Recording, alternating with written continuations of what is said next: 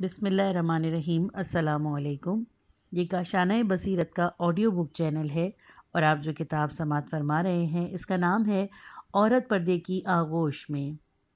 اس کے رائٹر ہیں استاد شہید مرتضیٰ مطہری اور اس کا ترجمہ کیا ہے سید محمد موسیٰ رضوی نے۔ آئیے سنتے ہیں اس کتاب کا پارٹ نمبر 2، صفحہ نمبر 21۔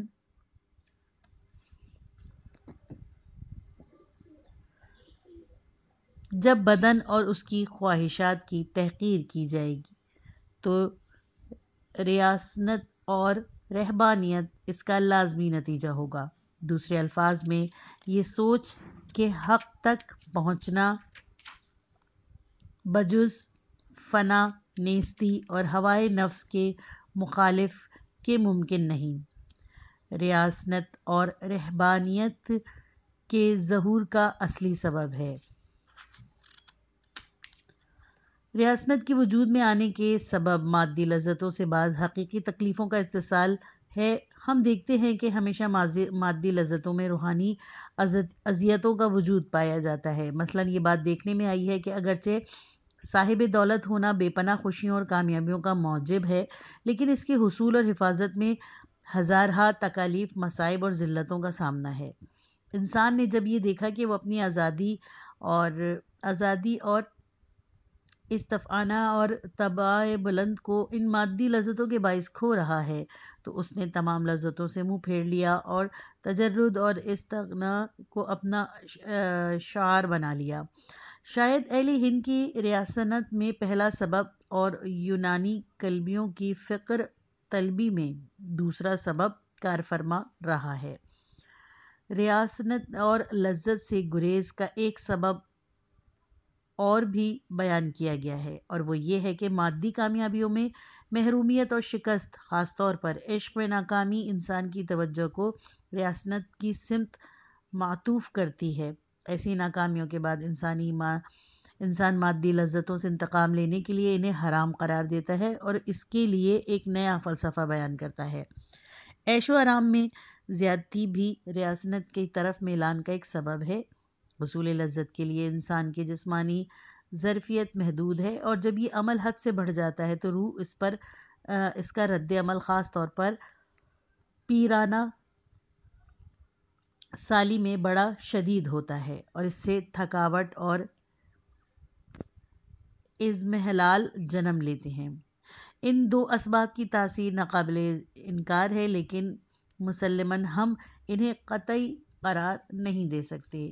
ان دو اسباب کی تاثیر یہ ہے کہ ناکامیوں یا تھکاوٹ اور فرسودگی کے بعد روح میں حقیقت کو پا لینے کا خیال جاگ اٹھتا ہے۔ مادی افکار میں ڈوبا رہنا انسان کو ازلیت، ابدیت اور جادوانی حقیقت کے بارے میں سوچنے سے روکتا ہے اور اس امر کی طرف متوجہ ہونے نہیں دیتا کہ وہ کہاں سے آیا ہے، اب کہاں ہے اور اسے کدھر جانا ہے۔ لیکن جو ہی مادی امور میں ناکامی اور خستگی کے باعث اس میں گریز اور بیزاری کی کیفیت پیدا ہوتی ہے، بھولے ہوئے افکار اپنا راستہ ہموار پا کر ابھرنے لگتے ہیں۔ یہ دونوں اسباب ہمیشہ پہلے سبب کی معاونت کے ساتھ لوگوں کو ریاست کی طرف متوجہ کرتے ہیں۔ بلا شبہ وہ افراد جو ریاست کا بیڑا اٹھاتے ہیں دوسرے اسباب سے ہٹ کر انہی دو اسباب کے زیر اثر میدان کا رخ کرتے ہیں۔ تبصرہ: اب ہم یہ دیکھتے ہیں کہ اسلام کے نقطہ نظر سے اور اس طرز فکر کے جسے اسلام نے پوری دنیا کے لیے پیش کیا، کیا پردے کی یہ توجیہات و تعلیل درست ہے؟ خوش قسمتی سے اسلام ایک روشن طرز فکر کا حامل ہے۔ انسان دنیا اور لذت کے بارے میں اس کا نظریہ بڑا واضح ہے۔ اچھی طرح سے سمجھا جا سکتا ہے کہ اسلامی نقطہ نگاہ میں ایسی فکر پائی جاتی ہے یا نہیں۔ ہمیں اس بات سے انکار نہیں کہ رہبانیت اور ترک لذت دنیا کے مختلف مقامات پر موجود رہی ہے، اور شاید وہ مقامات جہاں ایسی فکر حکم فرما ہے وہاں پردے کو اس کا نتیجہ سمجھا جائے، لیکن پردے کا تعین کرنے والے اسلام نے کہیں بھی ایسے کسی سبب کو دلیل قرار نہیں دیا، اور نہ ہی ایسا فلسفہ روح اسلام اور اس کے دیگر قوانین سے مطابقت رکھتا ہے۔ اصولی طور پر اسلام نے ریاضت اور رہبانیت سے متعلق افکار سے جنگ کی ہے، اور اس بات کو یورپی مستشرقین نے بھی تسلیم کیا کہ اسلام نے سر کی جوں کو اللہ کا موتی قرار نہیں دیا بلکہ صفائی اور پاکیزگی کی تلقین کی ہے۔ النافۃ من الایمان، رسول خدا صلی اللہ علیہ وآلہ وسلم نے ایک شخص کو اس حال میں دیکھا کہ اس کے بال بکھرے، کپڑے میلے اور پھٹے ہوئے ہیں۔ آپ صلی اللہ علیہ وسلم نے فرمایا، من دینۃ المتاع، ریفرنس نمبر 1، وسائل جلد اول صفحہ نمبر 377، یعنی اللہ کی نعمتوں سے تمتع اور استفادہ دین کا حصہ ہے۔ آپ نے یہ بھی فرمایا، یعنی بدترین بندہ غلیظ اور ناپاک انسان ہے۔ امیر المومنین علی ابن ابی طالب علیہ السلام فرماتے ہیں، خداوند عالم خود جمیل ہے اور جمال کو پسند کرتا ہے۔ امام جعفر صادق علیہ السلام نے فرمایا، خداوند عالم کی ذات مرقع حسن ہے اور وہ اس بات کو پسند کرتا ہے کہ اس کا بندہ اپنے آپ کو سنوارے اور ستھرا رکھے، لیکن اس کے برعکس اسے ناداری اور بدحالی پسند نہیں۔ آپ نے فرمایا، اگر خداوند عالم نے تمہیں کسی نعمت سے نوازا ہے تو ضروری ہے کہ اس کی نعمت کا اثر تمہاری زندگی میں ظاہر ہو۔ آپ سے پوچھا گیا کہ خدا کی نعمت کا اثر کیوں کر ظاہر ہوگا؟ آپ نے فرمایا، اس طرح کہ انسان اپنا لباس صاف ستھرا رکھے، اچھی خوشبو استعمال کرے، اپنے گھر کو سفیدی اور رنگ روغن کرے، گھر کے بیرونی حصے میں جھاڑو لگائے، اس کے علاوہ غروب آفتاب سے پہلے اپنے گھر کی بتیاں روشن کرے کہ یہ امر وسط رزق کا سبب ہے۔ ریفرنس نمبر 4، وسائل جلد اول صفحہ نمبر 278۔ قدیم ترین کتابوں میں سے 1000 سال پرانی کتاب کافی، کہ جو ہماری دسترس میں ہے، اس میں باب الزریع التجمل کے عنوان سے ایک باب موجود ہے۔ اسلام نے بالوں کی کنگھی، خوشبو کے استعمال اور سر میں تیل ڈالنے کی سخت ہدایت کی ہے۔ رسول اکرم صلی اللہ علیہ وآلہ وسلم کے بعض اصحاب نے بہتر اور بیشتر عبادات اور روحانی لذتوں سے بہرہ مند ہونے کے لیے بیوی بچوں سے کنارہ کیا۔ وہ تمام دن روزہ رکھتے اور شب عبادت میں گزارتے۔ جو ہی یہ بات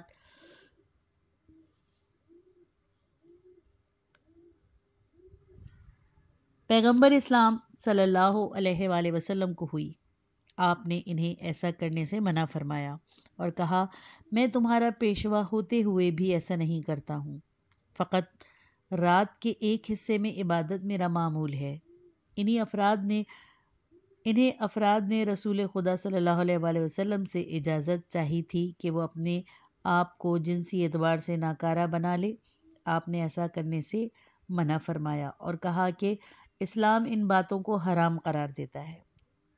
ایک دن 3 عورتیں رسول اکرم صلی اللہ علیہ وآلہ وسلم کے پاس اپنے شوہروں کی شکایت لائیں۔ ایک نے کہا، میرے شوہر نے گوشت کھانا چھوڑ دیا ہے۔ دوسری نے عرض کیا، میرا شوہر خوشبو سے اجتناب کرتا ہے۔ تیسری نے کہا، میرا شوہر عورتوں سے دوری اختیار کرتا ہے۔ رسول اکرم صلی اللہ علیہ وآلہ وسلم نے غصے کی اس کیفیت میں ان کی ردا زمین پر گھسٹ رہی تھی، گھر سے مسجد کا رخ کیا اور ممبر پر جلوہ افروز ہو کر فرمایا، آخر کیوں میرے اصحاب میں سے بعض نے گوشت، بعض نے خوشبو اور بعض نے عورتوں سے پرہیز کر رکھا ہے، جبکہ میں نے خود ان تمام چیزوں سے میں استفادہ کرتا ہوں۔ جو کوئی بھی میری روش سے اعراض کرتا ہے وہ مجھ سے نہیں ہے۔ ریفرنس نمبر 1، کافی تالیف محمد بن یعقوب کلینی، جلد 5 صفحہ نمبر 492، اور وسائل جلد نمبر 3 صفحہ نمبر 14۔ اپنے آپ کو جنسی اعتبار سے ناکارہ کرنے کی نہیں کے سلسلے میں رجوع فرمائے۔ صحیح بخاری جلد 7 صفحہ نمبر 4 اور 5، اور 40، صحیح مسلم جلد 4 صفحہ نمبر 129 اور ہندوستان میں چھپنے والی جامع ترمذی صفحہ نمبر 173۔ عربوں میں رائج غیر معمولی لمبی پوشاک کے برخلاف جو زمین پر گھسٹتی چلی جاتی ہے قدرے اونچے لباس کا حکم اس صفائی اور پاکیزگی کی خاطر ہے کہ جو ابتدائی آیات میں رسول اکرم صلی اللہ علیہ وآلہ وسلم نے پر نازل ہوئیں۔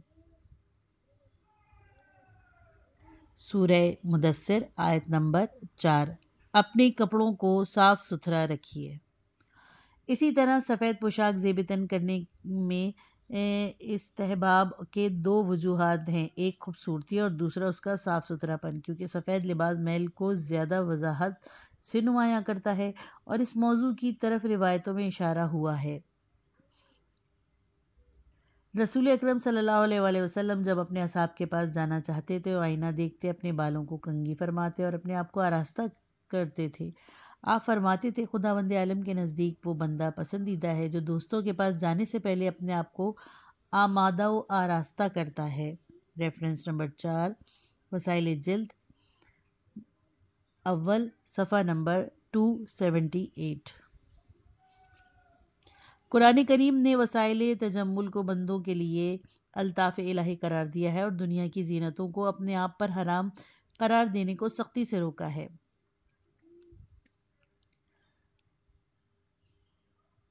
سورہ اعراف آیت نمبر 32، کہہ دو اے رسول صلی اللہ علیہ وآلہ وسلم کہ کس نے پاکیزہ روزی اور خدا کی ان زینتوں کو جسے اس نے اپنے بندوں کے لیے خلق فرمایا ہے حرام قرار دیا ہے۔ اسلام نے زوجہ اور شوہر کے باہم محفوظ ہونے کی نہ صرف یہ کہ مخالفت نہیں کی بلکہ اس کے لیے اجر و ثواب بھی بتایا ہے۔ شاید ایک انگریز کے لیے یہ بات حیران کن ہو کہ اسلام نے زن و شوہر کی ایک دوسرے سے دل لگی، شوہر کے لیے عورت کا سنگھار اور شوہر کا زوجہ کے لیے خود کو پاکیزہ کرنے کا مستحب جانا ہے۔ پرانے زمانے میں جب چرچ تمام شہوانی لذائذ کا مخالف تھا تو ان باتوں کو ناجائز بلکہ مذاق سمجھا جاتا تھا۔ اسلام نے غیر ازدواجی صورت میں جنسی لذت و اندوزی کو سختی سے منع کیا ہے۔ اس بارے میں اس کا اپنا ایک فلسفہ ہے جسے ہم بعد میں بیان کریں گے، تاہم اس نے جنسی لذتوں کے قانونی حدود کے اندر رہنے کو اچھا جانا ہے، یہاں تک کہ فرمایا عورت کی چاہت انبیاء کی صفات میں سے ہے۔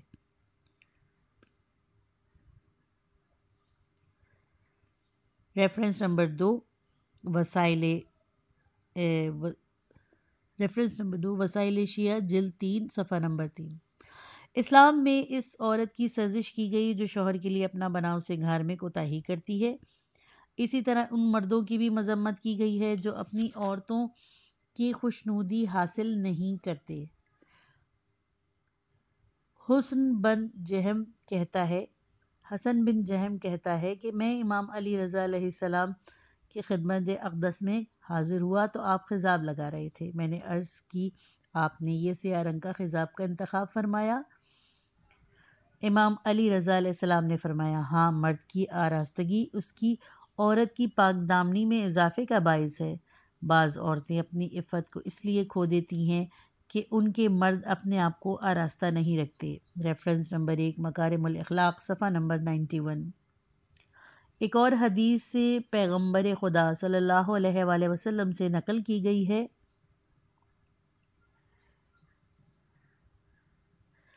یعنی نظافت کو ملحوظ خاطر رکھو اور یہودیوں کے مشابہ نہ بنو۔ اس کے بعد آپ نے فرمایا یہودی عورتوں نے اس لیے زناکاری اختیار کی کہ ان کے شوہر غلیظ اور میلے کچیلے رہتے تھے اور طبیعت ان کی طرف راغب نہیں ہوتی، تو تم اپنے آپ کو صاف ستھرا رکھو تاکہ تمہاری بیویاں تمہاری طرف مائل ہوں۔ ریفرنس نمبر 2، نہج الفصاحہ۔ عثمان بن مظعون اکابر صحابہ رسول صلی اللہ علیہ وآلہ وسلم سے ہیں۔ انہوں نے چاہا کہ وہ راہبوں کی تقلید میں ترک دنیا کر دیں۔ انہوں نے عورت، گھر اور طرز ذات سے ترک تعلق اختیار کیا۔ ان کی زوجہ رسول خدا صلی اللہ علیہ وآلہ وسلم کی خدمت اقدس میں حاضر ہوئی اور عرض کیا، یا رسول اللہ صلی اللہ علیہ وآلہ وسلم، عثمان نے اپنا یہ وتیرہ بنا لیا ہے کہ دن کو روزہ رکھتا ہے اور تمام رات عبادت گزاری میں بسر کرتا ہے۔ رسول خدا صلی اللہ علیہ وآلہ وسلم کو یہ بات ناگوار گزری اور آپ ان کے پاس پہنچے۔ عثمان نماز میں مشغول تھے۔ آپ نے ان کی نماز ختم ہونے دی اور پھر کہا، اے عثمان، خداوند عالم نے مجھے رہبانیت کا حکم نہیں دیا ہے۔ میرا دین حقیقت پر مبنی ہے اور بہت سادہ اور آسان ہے۔ یعنی خداوند عالم نے مجھے رہبانیت اور ریاسنت کے لیے نہیں بھیجا، بلکہ مجھے ایک آسان، فطری اور درگزر کی حامل شریعت کے ساتھ بھیجا ہے۔ میں نماز پڑھتا ہوں، روزہ رکھتا ہوں اور اپنے ازواج کے ساتھ اپنے ازدواجی تعلقات بھی استوار رکھتا ہوں۔ جو کوئی میری فطرت سے مطابقت رکھنے والے دین کو پسند کرتا ہے، اسے چاہیے کہ میری پیروی کرے۔ ازواج میری سنتوں میں سے ایک سنت ہے۔ عدم تحفظ۔ پردے کے ظہور کا ایک اور سبب عدم تحفظ بیان کیا گیا ہے۔ زمانہ قدیم میں ناانصافیوں اور عدم تحفظ کے واقعات کی بہتات تھی۔ لوگوں کا مال و متاع اور ان کی ناموس سرکشوں اور طاقتوروں سے محفوظ نہیں تھی۔ صاحبان دولت اپنی دولت کو دفینوں کی صورت میں زیر زمین دفن کرنے پر مجبور تھے۔ خزانوں کے محفوظ رہنے کا سبب یہ تھا کہ صاحبان سیم و زرع اپنے دفینے کا پتہ اس خوف سے اپنے بچوں تک نہیں دیتے تھے کہ کہیں ان کا راز بچوں کے ذریعے کھل نہ جائے۔ اس طرح کبھی ایسا اتفاق رونما ہوتا کہ باپ ناگہانی موت سے راہی ملک عدم ہوا اور اپنے راز سے کسی بچے کو آگاہ نہیں کر سکا۔ اس کے نتیجے میں اس کی دولت ہمیشہ کے لیے مٹی کے ڈھیر تلے دب جاتی۔ کسی کا مشہور مقولہ ہے، اسی دور کی پیداوار ہے، جس کے معنی یہ ہیں کہ اپنی دولت، اپنی منزل سفر اور اپنے عقیدے کو کسی پر ظاہر نہ کرو۔ جس طرح دولت و ثروت کے لیے کوئی تحفظ نہیں تھا، اسی طرح عورت کی ذات بھی محفوظ نہیں تھی۔ خوبصورت عورتوں کے خاوند اپنی عورتوں کو اہل روزگار کی نگاہوں سے محفوظ رکھنے پر مجبور تھے۔ اگر وہ ایسا نہیں کرتے تو ان کی عورت دوسروں کی ملکیت بن جاتی تھی۔ ساسانی دور میں ایران اس قسم کے دردناک واقعات و حادثات سے دوچار رہا ہے۔ شہزادے، زرتشتی علماء، حتیٰ کہ رؤساء اور چودھری حضرات بھی جب کسی کے گھر میں کسی خوبصورت عورت کا نشان پاتے تو اس کے گھر میں گھس کر اس عورت کو اس کے شوہر سے چھین لیتے تھے۔ اس زمانے میں معاملہ پردے اور حجاب کا نہ تھا، بلکہ عورت کو اس طرح چھپانا اور مخفی رکھنا مقصود تھا کہ کسی کو اس کا پتہ نہ چلے۔ ویل ڈورنٹ اس سلسلے میں اپنی کتاب تاریخ تمدن میں قدیم ایران سے متعلق بڑے شرمناک واقعات نقل کرتا ہے۔ کانٹ گوبینو اپنی کتاب ایران میں 3 سال میں لکھتا ہے کہ اس وقت ایران میں رائج پردہ دراصل اسلام سے زیادہ قبل اسلام کے دور سے وابستہ تھا۔ وہ لکھتا ہے کہ قدیم ایران میں عورتوں کے لیے کوئی تحفظ نہ تھا۔ نوشیروان کے بارے میں جو غلط طور پر عادل مشہور ہے، لکھا ہے کہ اس نے اپنے فوجی کرنل کی خوبصورت بیوی سے اس کی غیر موجودگی میں تجاوز کیا۔ جب اس کا خاوند گھر لوٹا تو اس کی بیوی نے اسے سارا ماجرا کہہ سنایا۔ بیچارے خاوند نے سوچا کہ بیوی تو ہاتھ سے جا رہی ہے، لیکن اب اس کی جان بھی خطرے میں ہے، لہٰذا اس نے فوراً اپنی بیوی کو طلاق دے دی۔ جب نوشیروان کو یہ بات معلوم ہوئی تو اس نے اپنی بیوی کو طلاق دے دی ہے جب اس کو یہ بات معلوم ہوئی کہ اس نے اپنی بیوی کو طلاق دے دی تو اس نے مذکورہ کرنل سے کہا، میں نے سنا ہے کہ تم ایک خوبصورت باغ کے مالک تھے اور ابھی حال ہی میں تم نے اسے چھوڑ دیا ہے، آخر کیوں؟ کرنل نے جواب دیا، میں نے اس باغ میں شیر کے پنجوں کے نشان دیکھے، مجھے خوف محسوس ہوا کہ کہیں یہ شیر مجھے نہ پھاڑ کھائے۔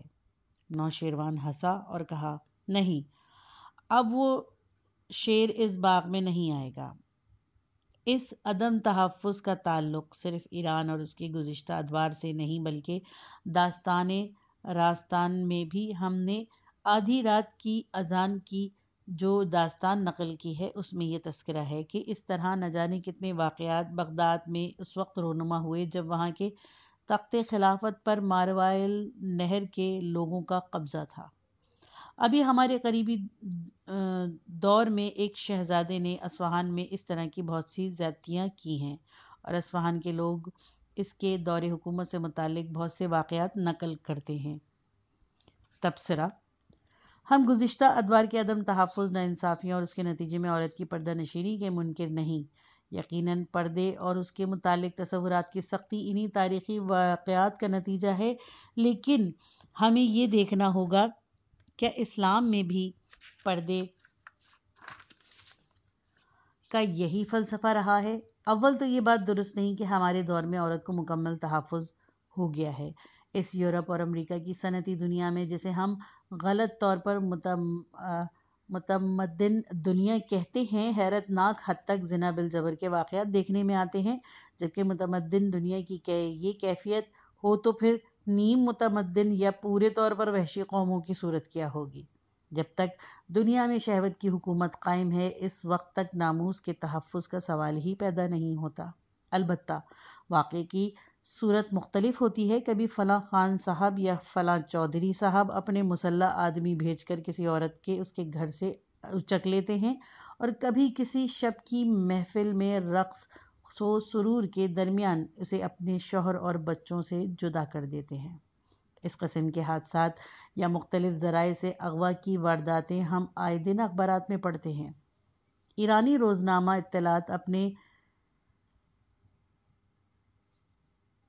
2/9/1947 شمسی کے شمارے میں امریکی عورتیں جنسی حملوں کی زد پر کے عنوان سے ایک رپورٹ میں لکھتا ہے: واشنگٹن ایسوسی ایٹڈ پریس امریکی حکومت کو اپنی رپورٹ پیش کرنے والے 3 محقق ڈاکٹروں نے کہا ہے کہ امریکہ میں لاس اینجلس وہ مقام ہے جسے زنا بالجبر کے واقعات میں اولیت حاصل ہے، اور اس سلسلے میں واشنگٹن 13ویں درجے پر آتا ہے۔ لیکن اس کا مطلب یہ نہیں کہ واشنگٹن میں خواتین جنسی حملوں کی زد میں نہیں ہیں، بلکہ بات یہ ہے کہ اس شہر میں دوسرے شہروں کی نسبت عورتوں کو زیادہ تحفظ حاصل ہے۔ لاس اینجلس میں ہر 1,00,000 افراد میں 52 افراد زنا بالجبر کے واقعے سے دوچار ہوتے ہیں، جبکہ واشنگٹن میں اس کا تناسب 17/7 ہے۔ نیو یارک میں 6 ماہ کے عرصے میں آبرو ریزی کے 3,000 واقعات پولیس کے ہاں درج کرائے جاتے ہیں۔ شکایت درج کرانے والوں میں 6 سال سے 88 سال تک کی عمر کے افراد شامل ہیں، لیکن بیشتر شاکیوں کی عمر 14 سال ہے۔ پس یہ دعویٰ کہ دور حاضر میں عورت کو مکمل تحفظ حاصل ہے اور صاحبان عفت و عصمت کو اس بارے میں مطمئن ہونا چاہیے، یہ ایک مفروضے کے سوا کچھ بھی نہیں۔ ثانیاً، اگر ہم یہ فرض بھی کر لیں کہ دنیا میں مکمل طور پر عصمت کو تحفظ حاصل ہے اور اب زنا بالجبر کا کہیں وجود نہیں، کسی کی عصمت دری میں اب دونوں کی مرضی شامل ہوتی ہے، تو ہمیں دیکھنا ہوگا کہ پردے کے بارے میں اسلام کا کیا نظریہ ہے۔ کیا عدم تحفظ کی بنیاد پر اسے رائج کیا گیا ہے تاکہ یہ کہا جائے کہ اب جبکہ مکمل طور پر یہ تحفظ برقرار ہے تو پھر پردے کو رائج رکھنے کے لیے کوئی دلیل باقی نہیں رہتی؟ یقیناً اسلام میں پردے کے سبب عدم تحفظ نہیں، اور ہم اسے پردے کے وجود کا بنیادی سبب قرار نہیں دے سکتے، اسی لیے کہ نہ تو یہ ہمارے اسلامی آثار میں پردے کے اسباب کے عنوان سے پہچانوایا گیا ہے اور نہ ہی ایسی کوئی بات تاریخ سے مطابقت رکھتی ہے۔ جاہل عربوں میں پردے کا رواج نہیں تھا، لیکن اس کے باوجود انہیں اپنی خاص قبائلی اور بدوی زندگی کے سبب انفرادی تحفظ حاصل تھا، یعنی جس وقت ایران میں پردہ بھی رائج تھا اور انفرادی عدم تحفظ اور عصمت دری کے واقعات حد آخر کو پہنچ چکے تھے، عرب قبائل میں اس طرح کی بدفعلی موجود نہیں تھی۔ قبائلی زندگی میں جس کا تحفظ جس تحفظ کی کمی تھی وہ اجتماعی تحفظ تھا، اور پردہ اس طرح کے عدم تحفظ کا مداوع نہیں کر سکتا تھا۔ ایک قبیلہ دوسرے قبیلے پر شب خون مارتا اور جو کچھ ہاتھ لگتا لے جاتا۔ اس لوٹ مار میں عورت اور مرد دونوں اسیر ہوتے۔ عورتوں کا پردہ اس سے تحفظ نہیں دے سکتا تھا۔ دور جاہلیت کے عربوں کا رہن سہن آج کل کی مشینی اور صنعتی زندگی سے یکسر مختلف اور متفاوت ہونے کے باوجود اس اعتبار سے دور حاضر ہی کی مانند تھا کہ اس میں زنا اور فحشا کی بہتات تھی، اور اس میں شوہردار عورتیں بھی شامل تھیں، لیکن ایک خاص طرح کا ڈیموکریسی اور استبدادی حکومت کے فقدان کے سبب کسی کی عورت کو زبردستی اس کے گھر سے باہر نہیں نکالا جا سکتا تھا۔ تاہم یہ فرق قابل ملاحظہ ہے کہ وہ انفرادی عدم تحفظ جو آج کے مشینی دور میں ہے اس زمانے میں موجود نہیں تھا۔ پردہ ان لوگوں کے تجاوز سے بچاؤ کے لیے ہے جو یکجا طور پر باہم زندگی بسر کرتے ہیں۔ عداوت و اتوار کی بنیاد پر کسی قبیلے کے افراد میں اس طرح کی تجاوز کاریاں نہیں پائی گئیں، لہٰذا ہم یہ نہیں کہہ سکتے کہ اسلام نے تحفظ کی برقراری کے لیے پردے کا حکم جاری کیا تھا۔ پردے کا بنیادی فلسفہ کچھ اور ہے جسے ہم بعد میں عرض کریں گے۔ فی الحال ہم یہ نہیں کہنا چاہتے کہ مرد کی تجاوز کاریوں سے عورت کے تحفظ کا مسئلہ متعلقاً پیش نظر نہیں رہا۔ آگے چل کر آیائے جل باب کی تفسیر میں ہم دیکھیں گے کہ قرآن مجید نے اس اصل پر توجہ دی ہے۔ میں اس بات کا مدعی بھی نہیں ہوں کہ ہمارے اس عہد میں یہ فلسفہ لا یعنی ہے، اور اس کا تعلق اس دور سے ہے جب عورتوں کو مردوں کی زیادتیوں سے تحفظ حاصل نہیں تھا، کیونکہ ترقی یافتہ ممالک میں زنا بالجبر کے واقعات ہم آئے دن اپنے اخبارات میں پڑھتے رہتے ہیں۔ عورت کا استحصال۔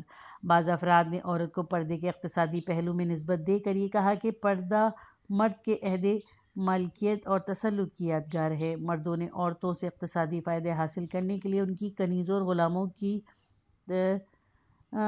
غلاموں کی طرح استحصال کیا۔ انہوں نے عورتوں کو خانہ نشین بنایا اور انہیں اس بات پر مطمئن کرنے کے لیے کہ ان کا از خود گھر سے نکلنا معیوب ہے، پردے اور خانہ نشینی کا تصور ان کے ذہن نشین کرایا گیا۔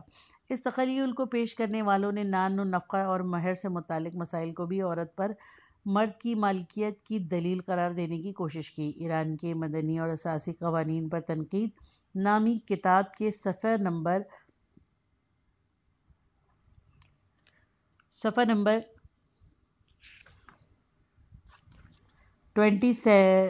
پر درج ہے۔ جس وقت ایران کا مدنی قانون مدون ہوا، اس وقت دنیا کے بعض حصوں میں پردہ فروشی کے آثار پائے جاتے تھے، اور ایران میں بھی اگرچہ ظاہری طور پر یہ رسم ختم ہو چکی تھی، لیکن پھر بھی مقننین کے ذہنوں میں پردہ فروشی اور اپنے ماتحتوں کو تکلیف پہنچانے کا عنصر موجود تھا۔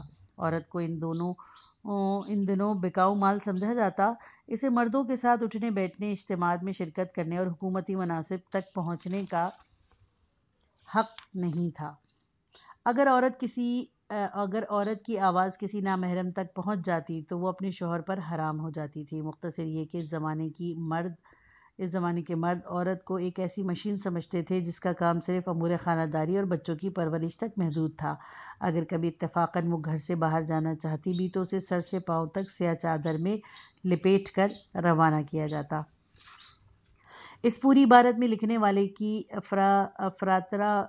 افطرا پردازی کی اس خصوصیت، غرض اور واقعیت کا بخوبی اندازہ لگایا جا سکتا ہے کہ کب اور کہاں اس قانون کا عمل درآمد تھا۔ اگر عورت کی آواز کوئی نامحرم سن لے تو وہ اپنے شوہر پر حرام ہو جاتی۔ کیا یہ افکار ایک ایسے معاشرے کی پیداوار ہو سکتے جس کے مذہبی خطبہ آئے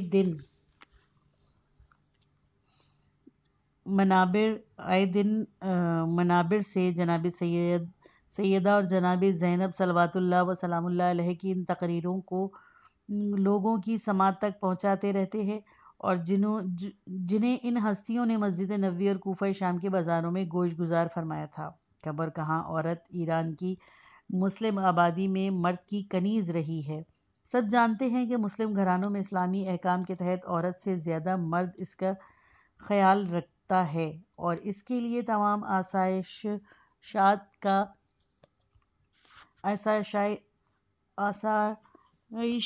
کا فراہم کرتا ہے۔ عورت ان گھروں میں ظلم اور زیادتی اور تحقیر و اہانت کا شکار رہی ہے۔ جہاں روح اسلام کا فقدان تھا، یہاں اس میں کمزوری پائی جاتی تھی۔